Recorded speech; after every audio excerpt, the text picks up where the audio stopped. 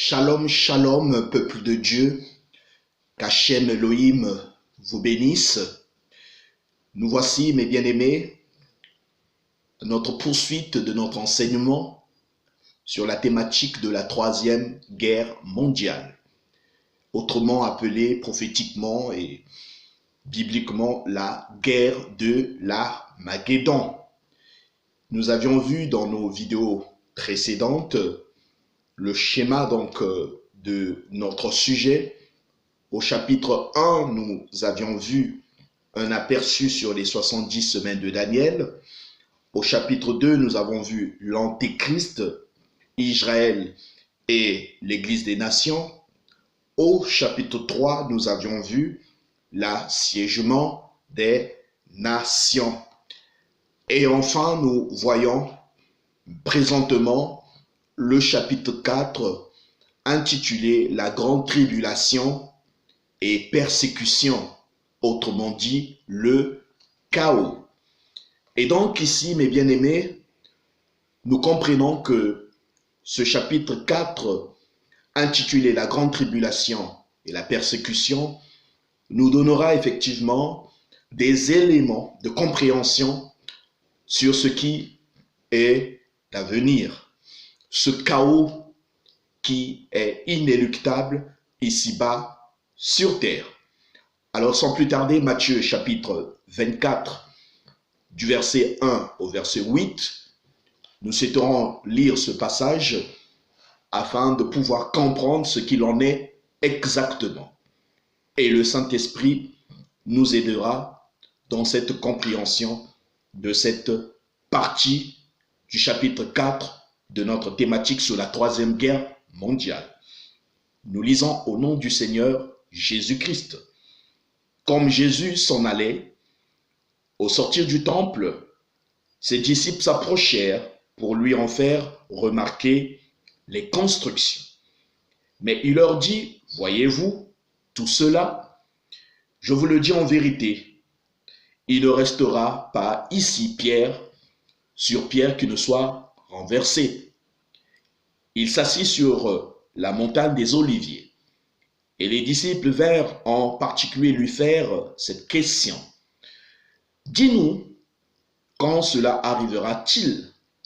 Et quel sera le signe de ton avènement et de la fin du monde? » Jésus leur répondit, « Prenez garde que personne ne vous séduise, car plusieurs viendront sous mon nom, disant c'est moi qui suis le Christ, et ils séduiront beaucoup de gens. Vous entendrez parler de guerre et de bruit de guerre.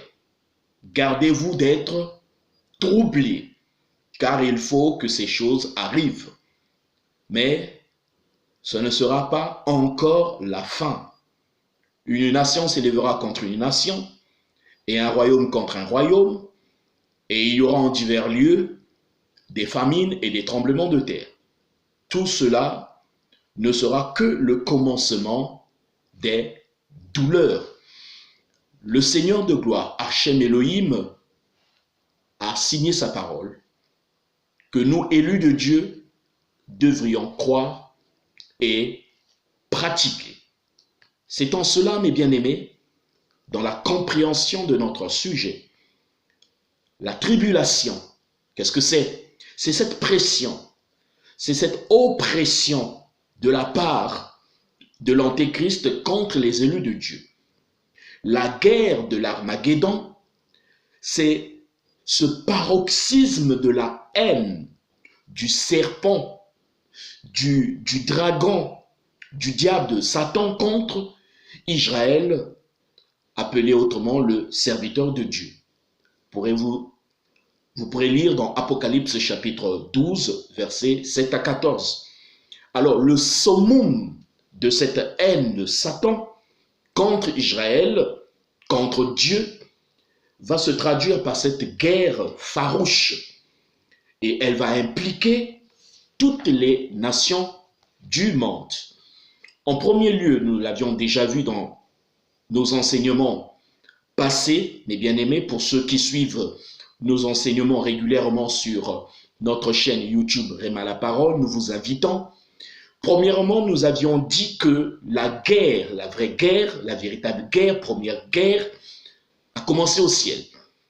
Et le passage biblique d'Apocalypse chapitre 12, versets 7 à 12, nous en parle. Il y eut guerre au ciel, tout a commencé au ciel, mes bien-aimés. En deuxième lieu, ce conflit, mes bien-aimés, s'est poursuivi dans le jardin d'Éden. Genèse chapitre 3, versets 13 à 15. Et ensuite, troisièmement, alors il y eut plusieurs conflits, plusieurs guerres, plusieurs tensions, plusieurs crises, que nous pouvons dire par correspondance ou par procuration, car nous le savons bien durant les millénaires, le monde spirituel est bipolaire. Nous avons le monde ou encore le royaume de Dieu et nous avons le royaume des ténèbres, raison pour laquelle, dans le livre d'Éphésiens chapitre 6, versets 10 à 18, il nous est clairement dit que nous n'avons pas à combattre contre la chair et le sang, mais contre les principautés, les esprits méchants, contre les autorités et autres. Et dans le livre de Colossiens chapitre 2, à partir du verset 12 à 15, il nous est bien dit clairement que le Seigneur Jésus a dépouillé donc le diable à la croix de Golgotha. Ensuite, mes bien-aimés, nous devions comprendre que le grand jour du Seigneur, c'est-à-dire la grande guerre, aura réellement lieu. Et c'est écrit dans Apocalypse chapitre 16, à partir du verset 16, autrement appelé le temps d'angoisse pour Jacob. Et oui, effectivement, nous avons deux postérités. Nous avons la postérité donc de la femme, les élus de Dieu, les fils de Dieu, par Jésus-Christ. Et de l'autre côté, nous avons la postérité donc de Satan, hein, les non-adamiques, l'antéchrist, le diable, tout cela qui, en effet, le diable qui s'incarnera dans la personne donc de l'antéchrist, lui donnant les pleins pouvoirs afin d'exécuter la vision donc du diable. Cette tribulation et persécution n'auront pas, mes bien-aimés, de précédent, car le monde n'aura jamais connu cela. Et nous pouvons lire donc dans Matthieu chapitre 24, mes bien-aimés, à partir du verset 21. Car alors, la détresse sera si grande qu'il n'y en aura point eu de pareil depuis que le monde, ou que le commencement du monde a eu lieu jusqu'à présent. Et qu'il n'y en aura jamais, mes bien-aimés. Nous devons nous rendre compte que ce qui va advenir de ce monde, ce qui aura lieu très bientôt, le monde n'aura jamais connu une telle souffrance, un tel chaos de cette ampleur-là. Ça sera terrible et effroyable. Cette guerre de l'Armageddon aura une durée de 3 ans et demi. Si ces jours n'étaient pas abrégés, personne ne serait sauvé. Mais à cause des élus, ces jours seront abrégés, nous le rappelle le Seigneur Jésus-Christ dans Matthieu chapitre 24, verset 22. Car il y aura près de 3 milliards de tués. Il y aura près de 3 milliards d'hommes et de femmes et d'enfants qui seront tués, massacrés, mes bien-aimés. Qu'est-ce que la grande tribulation? Pour comprendre cela, mes bien-aimés, Jésus-Christ lui-même nous réfère à Daniel, car le prophète Daniel avait reçu les clés pour la compréhension donc de cette guerre de l'Armageddon. Nous pouvons lire dans Daniel chapitre 9 à partir du verset 21 au verset 27, et de même Daniel chapitre 12 à partir du verset 7 au verset 12. Alors, nous avions déjà expliqué, mes bien-aimés, les 70 semaines de Daniel. Et nous rappelons que 69 semaines ont déjà été accomplies. Et il reste l'accomplissement futur, mais pour très très bientôt, de la 70e semaine.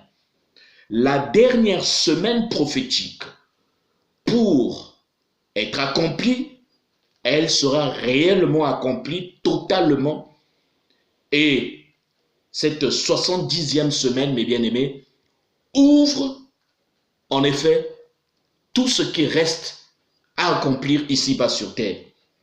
Nous sommes actuellement au temps de la grâce.